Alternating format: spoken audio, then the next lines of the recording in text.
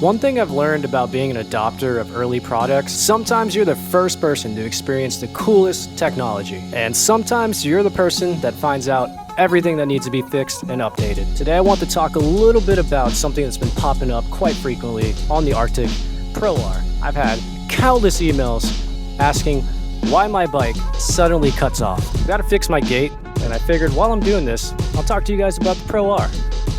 You should be able just to get on it, twist your throttle, and get miles per gallon. That is not the case with a lot of these new Pro Rs that are hitting the market with the wrong BMS settings and an aggressive tune. Instead, some riders have been experiencing unexpected motor cutouts. Everybody's pointing fingers at, battery, motor, controller. First assumption is the FAR driver is giving issues, and honestly, that's not really hard to believe. FAR drivers can be quirky, FAR drivers do have their issues, so whenever all this first started happening, it did make sense that it might be a FAR driver issue. It's a brand new platform, and typically controller settings is the first thing you want to check with these weird cutouts like this. But as more and more people started reporting the exact same problem and started comparing notes, it might not just be a tune issue after all. Other owners started reporting the same problem. It was pretty clear that there is an issue with the first batch of Pro Rs that got sent out. Everything that's been shared online so far, it does look like it is going to be a BMS related issue on these new Pro Rs, a configuration issue with the BMS straight from the factory. But before we get into more of it, I'm going to go ahead and finish up this fence. Yeah. So a BMS, which stands for Battery Management System. Basically the brain of the battery, just looking out for values, constantly protecting itself. If those protection settings aren't set correctly, the battery is pretty much protecting itself when it doesn't have to, which can lead to the cutouts that a lot of people are experiencing. Red Bull sponsor. Luckily, there has been a fix. There is a BMS update, which I will link for you guys down below. Follow the steps on the BMS update. A couple settings that need to be adjusted. People have reported it has solved their cutout issues. Also people have said that it solved their BMS issues, so hopefully help you guys out. I'll leave it linked down below. It's a little bit of a process to get it done, but trust me, fully worth it to fix your power cutting issues on a brand new bike you just bought. There are changes being made to the initial FAR driver tune. The current tune on the Pro R is a little bit aggressive from current report. They are going to be refining that tune. Grid Shift is also developing their own tune as well, and I have verified with PIN that Grid Shift's tune will not void your warranty. Multiple updates happening at once, which is super nice to see. Just another problem to expect when you're an early adopter to a new brand, a new company, a new anything. Whenever there's the first of its kind on the market, this is kind of what we all have to go through. I've been through it with the Throne Serpent, again with the Vetra Blazer, and quite frankly, I am tired of being a guinea pig, so whatever bike I go with next, Sur-On, E-Ride, I'm going to go with something with a little more reputation behind it. Mainly just, I'm just tired of being a guinea pig. That's just me being honest. When I pay that amount of money for a machine, I don't expect it to be perfect, but I also expect it to just work, without any issue. Like I said, it's not an Arctic problem. It's the tech industry of 2026 moving forward in general. Everything is being pushed out ultra fast to be the first ones on the market, but there's not a lot of time in between for R&D, fine tuning. Everything is all up to firmware updates to fix issues. Prime example, I'm shooting on the brand new Insta360 Luna Ultra. This thing needs a lot of firmware updates. Not expecting perfect, but when you spend $1,000 on something, you kind of want to get close to perfect, That is the issue now with just how fast things are coming to market.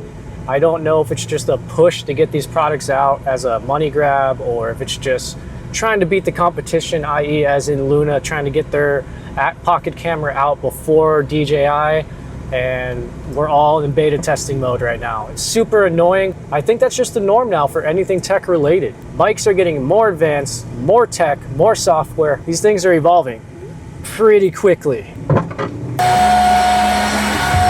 So it has been confirmed that the BMS issue is a first batch issue for all Pro Rs that have been shipped out since June-ish. And that's just another issue with the e-moto industry. A lot of these products I do feel are rushed. Just to be able to be the first on the market with a certain spec or certain battery or certain power level, I feel like a little more R&D needs to go into these things before they get into customers' hands. It gives the company a better reputation, and then two, it also makes all of the other retailers' jobs a little easier, that there's a documented game plan on how to solve issues if they do arise. So I just feel like if e-moto companies took a little more time, a little more R&D before dropping the next biggest thing, everyone would be in a better place. Once a new model hits the market, I would expect all of the specs to be available, all of the basic troubleshooting steps to be available, all of the error codes and what to do to fix those errors should all be listed in the manual. That way, if you run into that on the fly, you have a document to go back to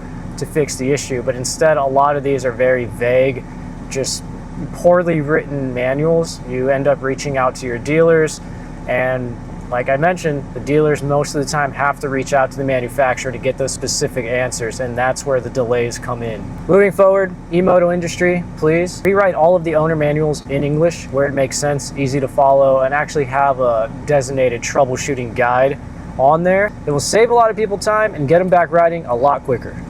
If you guys didn't catch on yet, I am daily vlogging for the next 30 days to prove to myself I can do it.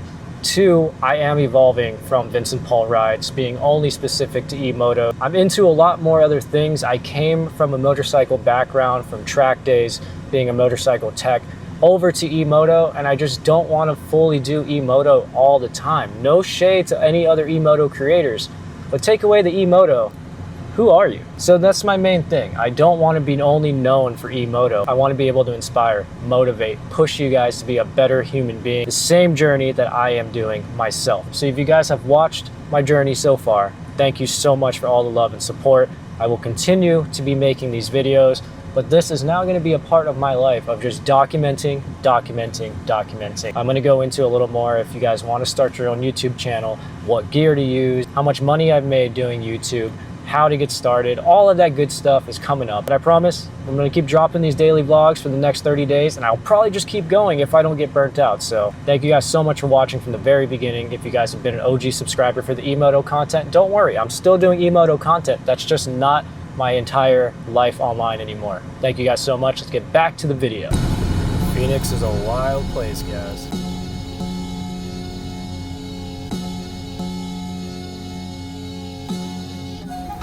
Bullshooter. How much you betting though?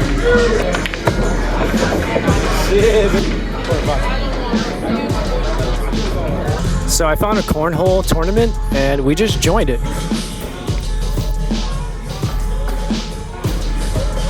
Did it go in? Oh, I thought you had it. It's easy to believe you made me what I am. I'm always walking after midnight, searching for you. I go somewhere, we'll be together.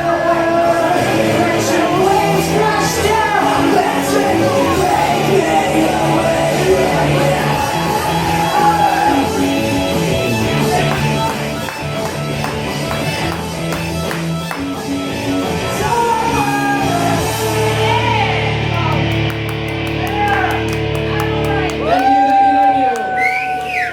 Vincent Paul.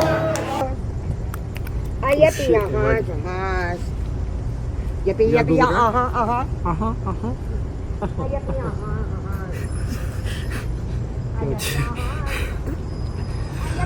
Welcome to fucking window, my guy. yippee,